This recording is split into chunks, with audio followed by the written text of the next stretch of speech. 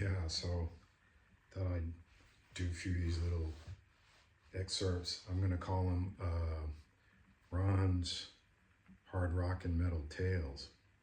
And so I'm gonna start off with the first rock gig I ever went to, ever in life. So I'm gonna think it was 1977.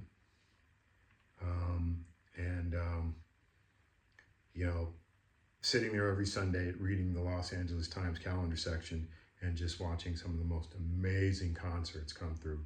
And where were they playing usually? Right over at the Forum. They used to call it the Fabulous Forum back then, before it went through all the different permutations, Englewood Forum, this and that, Great Western Forum, blah, blah, blah, blah. Anyway, it's the Fabulous Forum. And man, I missed so many gigs. I won't even go into the gigs I missed. There's no point. So, because I would ask my mom and she would just say, no. And there was no reason. She never gave me a reason why she said no. But later on, she confessed. Because ironically, when there was like a funk gig, anytime Parliament or Funkadelic came through town, I could go. I went to the Funk Festival. In the Funk Festival, there was riots.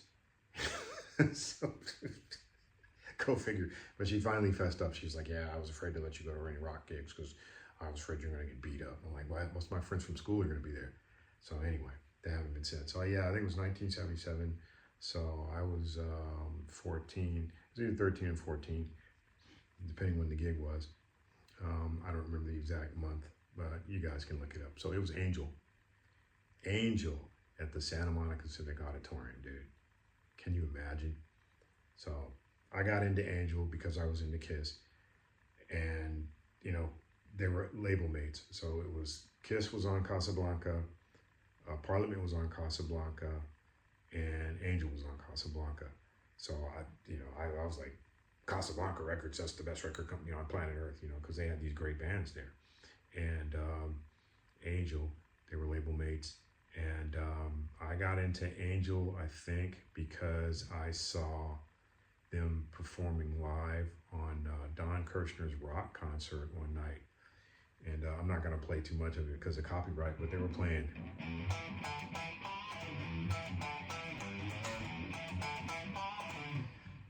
And I heard that and I was like, I'm in. I'm in. They played White Lightning, man. They played 3 songs, and I was like, wow, who's this band? They dressed all in white, and they had this long flowing tresses of hair, and they were all extremely pretty. But it was the mid-70s, man, so that's just how it was. And the huge platform shoes, everything was white. And I was like, wow, that's cool, man. And so I started buying their albums. So I bought anything I could find up to that point that they had out. And so their most recent album was On Earth as It Is in Heaven. And that actually had, I think, a radio hit. I think it had Can You Feel It? And Talk of the Town or something like that. Anyway, so once again, Sunday, reading through the Los Angeles Times calendar section. And there they were playing. Angel, Santa Monica Civic Auditorium. I was like, I'm going. I was going to find a way to go no matter what, even if I had to sneak out. I was just like, no way, dude, I can't miss Angel. So, but, I approached my mom. I said, all right, what's the worst that can happen? She'll say no yet again. So I went to her, and she looked at the paper, she looked at the announcement. She was like, yeah, I like them. I was like, what?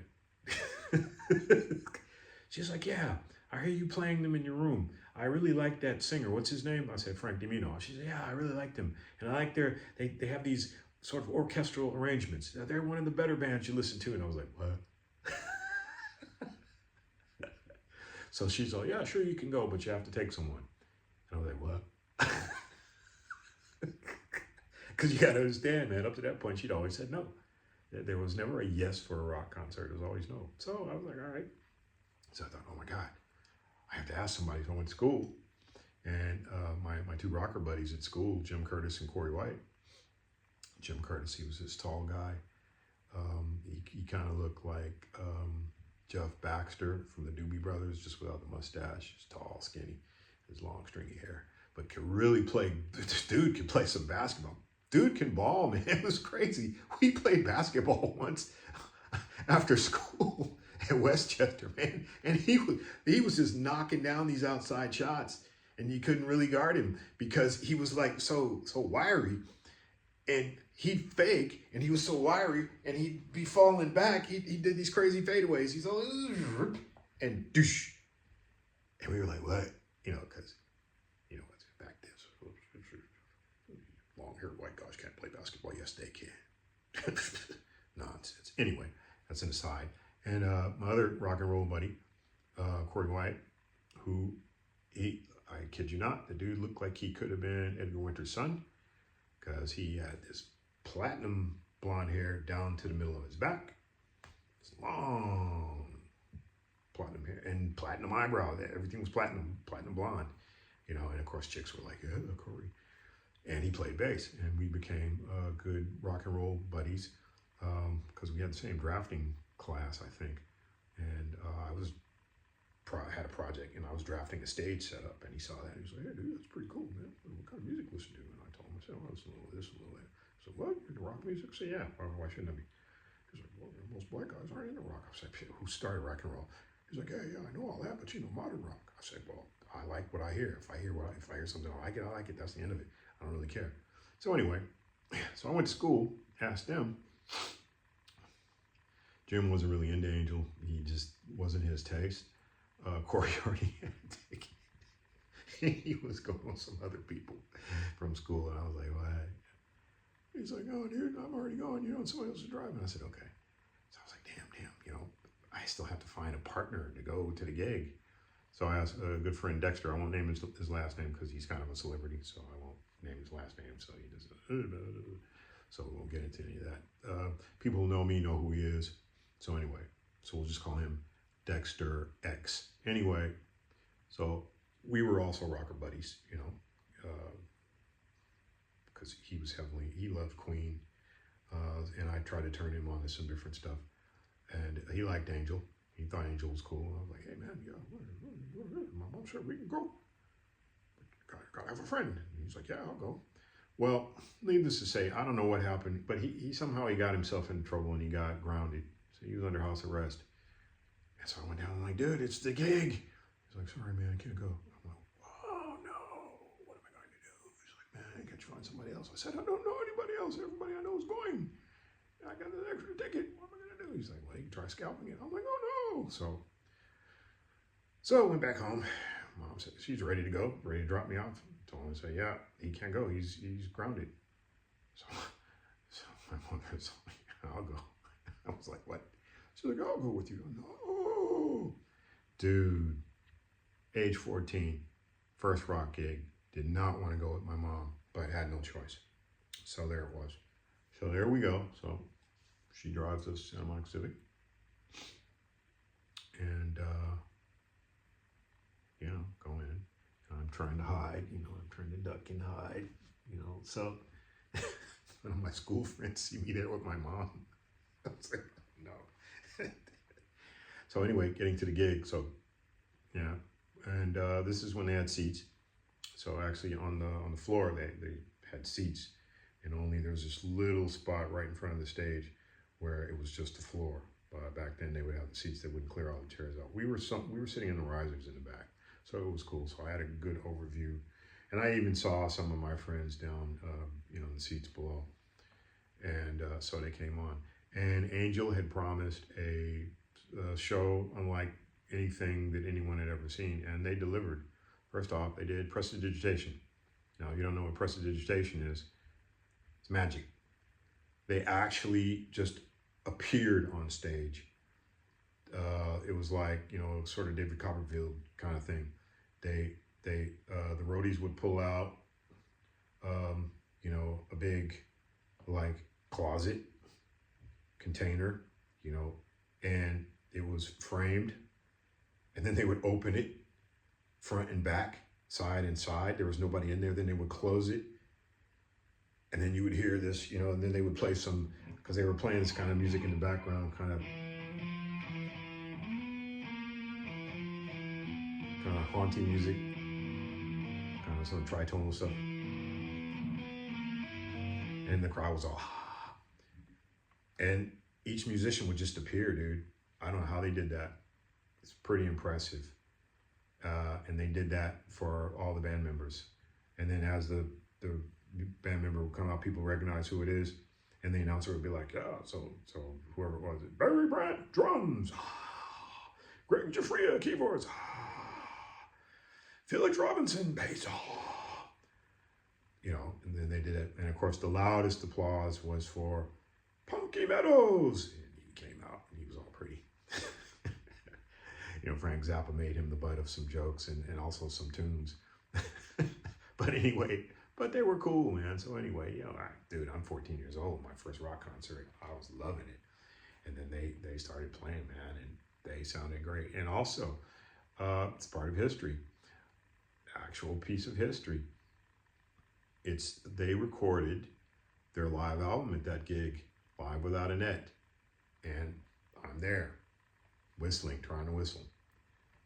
So that was pretty impressive. And the last thing I remember that was really, really super, super cool was because you know the Angel, you know they had this this big mock-up of the their logo, their trademark, which was this angel with these wings, you know, jutting out from above and below. And it was just the story goes that it's based on Greg Giuffria, and so they modeled it after him. They were playing "Can You Feel It." Won't play too much of it. I'll just, because I don't want to get in copyright nonsense. But anyway, so the chorus came. Can you feel it? Can you feel it? They did a holographic projection on this angel's face, and I don't know who this actor was that they found. And at first the eyes were closed, and you could see it was a projection. And all of a sudden the eyes opened, and everybody was like, ah. And the dude was all, can you feel the music? Can you feel the music? And then they continued playing. It's funny because the band members, they looked up, they were like, oh, a little acting. That was kind of, dude, that was cool, man. That was cool. And yeah, never seen anything like that. I mean, okay, Parliament, they had the mothership, but that was, oh, and also Funkadelic had the giant talking skull smoking a joint. Anybody who went to any of those Funkadelic shows witnessed that. I saw that firsthand, man.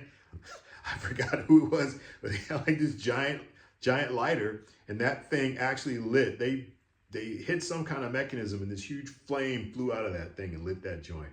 That's all I can say is yeah. But yeah, this the angel mock-up, the dude actually spoke. So that was impressive.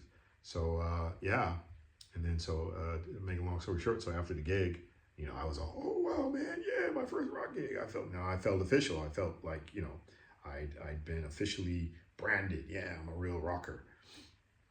And then after that, my mom was like, well, yeah, that was really good, and it was okay. People were nice, and yeah. So next time you want to go to a show, you can go. I'll just drop you off and pick you up. I was like, wow. So in the next installment, my first solo rock gig of ever, still in the 70s, if you can believe this. I actually, at age 14, went to a big concert gig all by myself. And I will tell you about that in the next installment.